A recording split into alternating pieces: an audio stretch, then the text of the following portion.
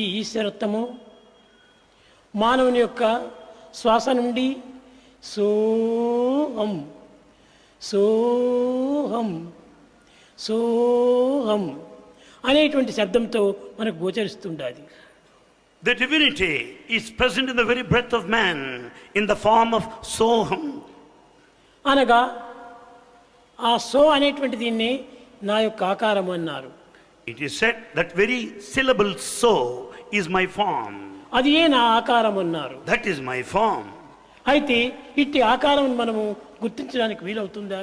Is it possible to recognize that form? తనను తాను గుర్తించుకోవటమే ఈ యొక్క శ్వాస యొక్క ఆకారం. To know one's own self, to recognize one's own self amounts to recognition of the breath. కూర్చున్నావు, You are seated. కూర్చున్నప్పుడు సోహం వస్తుండాలి. You just find this soham దీన్ని going on. వాచ్ చేయాలి. Watch this soham. ఏది సో ఏది హం. What is so? What is hum? ఏ యొక్క నాద్రం నుంచి సో అని వస్తుండాలి. And what is the origin, the beginning place? ఏ ద్వారం నుంచి హం అనేటువంటి దిగుతుండాలి. And what is the nostril through which hum comes out? ఒకటి పోవటము ఒకటి రావటము. One is inhalation, other is exhalation.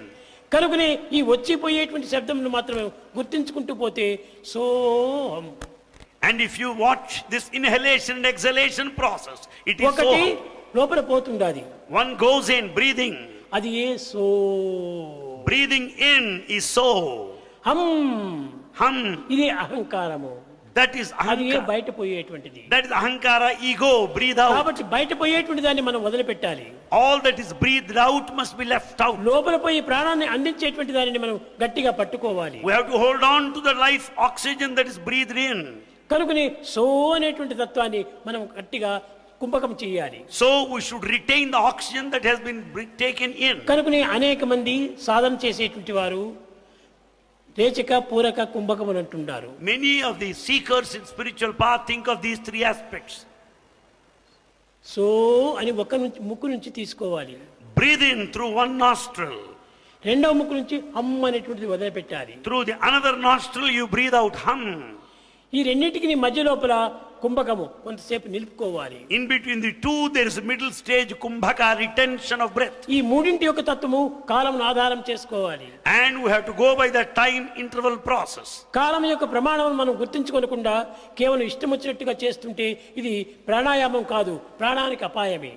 And if we don't go by the timing interval process and think of the maintenance of the time, it is not simply pranayama, breathing process, it is prana apaya, leads to danger of your life. కనుక so అనేటువంటిది ఎంత కాలం నీవు తీసుకుంటున్నావో The time you take it to breathe in